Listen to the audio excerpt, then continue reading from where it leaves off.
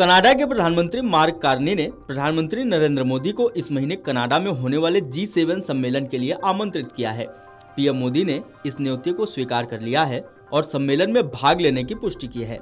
यह कदम ऐसे समय में उठाया गया है जब भारत और कनाडा के बीच रिश्तों में हाल ही में तनाव देखने को मिला था। खासकर 2023 में खालिस्तानी आतंकवादी हरदीप सिंह निज्जर की हत्या के बाद, जिसको लेकर कनाडा ने भारत पर आरोप लगाए थे। भारत ने इन आरोपों को पूरी तरह से खारिज कर दिया था। प्रधानमंत्री मार्क कार्नी ने कहा कि भारत की वैश्विक भूमिका को देखते हुए उनका G7 की चर्चा में शामिल होना जरूरी है।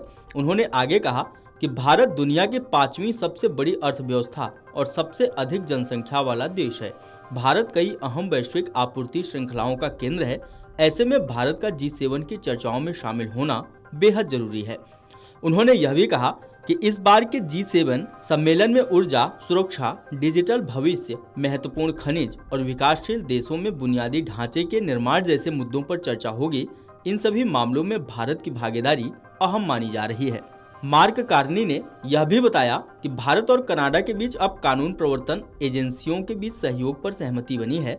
हमने द्विपक्षीय स्तर पर कानून प्रवर्तन वार्ता पर सहमति बनाई है। इससे जवाबदेही और सहयोग की दिशा में प्रगति हुई है। उन्होंने इसी संदर्भ में पीएम मोदी को आमंत्रित किया, जिसे मोदी ने स्वीकार कर लिया है। प्रधानमंत्री नरेंद्र मोदी ने सोशल मीडिया प्लेटफॉर्म एक्स पर लिखा कि कनाडा के प्रधानमंत्री मार्क जे कार्नी से फोन पर बात कर उन्हें चुनाव में जीत की बधाई दी। उन्होंने मुझे G7 सम्मेलन में शामिल होने के लिए आमंत्रित किया, जिसके लिए मैं आभार व्यक्त करता हूँ। भारत और कनाडा दो जीवंत लोकतंत्र हैं जो गहरे जन से जन संबंधों से जुड़े हैं। हम साझा हितों और परस्पर सम्मान के आधार पर मिलकर कार्य करेंगे। सम्मेलन में उनसे मिलने की प्रतीक्षा है।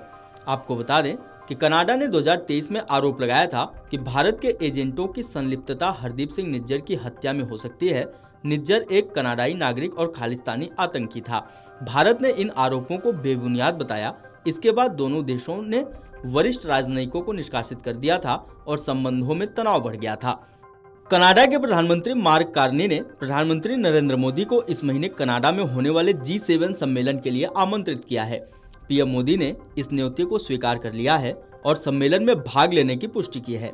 यह कदम ऐसे समय में उठाया गया है जब भारत और कनाडा के बीच रिश्तों में हाल ही में तनाव देखने को मिला था। खासकर 2023 में खालिस्तानी आतंकवादी हरदीप सिंह निज्जर की हत्या के बाद, जिसको लेकर कनाडा ने भारत पर आरोप लगाए थे। भारत ने इन आरोपों को पूरी तरह से खारिज कर दिया था। प्रधानमंत्री मार्क कार्नी ने कहा कि भारत की वैश्विक भूमिका को देखते हुए उनका G7 की चर्चा में शामिल होना जरूरी है। उन्होंने आगे कहा कि भारत दुनिया की 5वीं सबसे बड़ी अर्थव्यवस्था और सबसे अधिक जनसंख्या वाला देश है। भारत कई अहम वैश्विक आपूर्ति श्रृंखलाओं का केंद्र है। ऐसे में भारत का G7 की चर्चाओं में शामिल होना बेहद जरूरी है। उन्होंने यह भी कहा कि इस बार के G7 सम्मेलन में ऊर्जा, सुरक्षा, डिजिटल भविष्य, महत्वपूर्ण खनिज और विकासशील देशों में बुनियादी ढांचे के निर्माण जैसे मुद्दों पर चर्चा होगी। इन सभी मामलों में भारत की भागीदारी अहम मानी जा रही है। मार्क कार्नी ने यह भी बताया कि भारत और कनाडा के बीच अब कानून प्रवर्तन एजेंसियों के बीच सहयोग पर सहमति बनी है। हमने द्विपक्षीय स्तर पर कानून प्रवर्तन वार्ता पर सहमति बनाई है। इससे जवाबदेही और सहयोग की दिशा में प्रगति हुई है। उन्होंने इसी संदर्भ में पीएम मोदी को आमंत्रित किया, जिसे मोदी ने स्वीकार कर लिया है। प्रधानमंत्री नरेंद्र मोदी ने सोशल मीडिया प्लेटफॉर्म एक्स पर लिखा कि कनाडा के प्रधानमंत्री मार्क जे कार्नी से फोन पर बात कर उन्हें चुनाव में जीत की बधाई दी।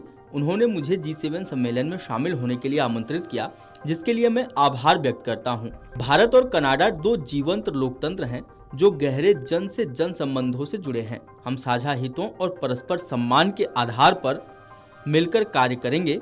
सम्मेलन में उनसे मिलने की प्रतीक्षा है। आपको बता दें कि कनाडा ने 2023 में आरोप लगाया था कि भारत के एजेंटों की संलिप्तता हरदीप सिंह निज्जर की हत्या में हो सकती है। निज्जर एक कनाडाई नागरिक और खालिस्तानी आतंकी था। भारत ने इन आरोपों को बेबुनियाद बताया। इसके बाद दोनों देशों ने वरिष्ठ राजनयिकों को निष्कासित कर दिया था और संबंधों में तनाव बढ़ गया था। वीडियो डेस्क अमरउजाला.com। अगर आप ये वीडियो YouTube पर देख रहे हैं तो हमारे चैनल को सब्सक्राइब कर बेल आइकन दबाएं और Facebook पर देख रहे हैं तो हमारे पेज को लाइक करें।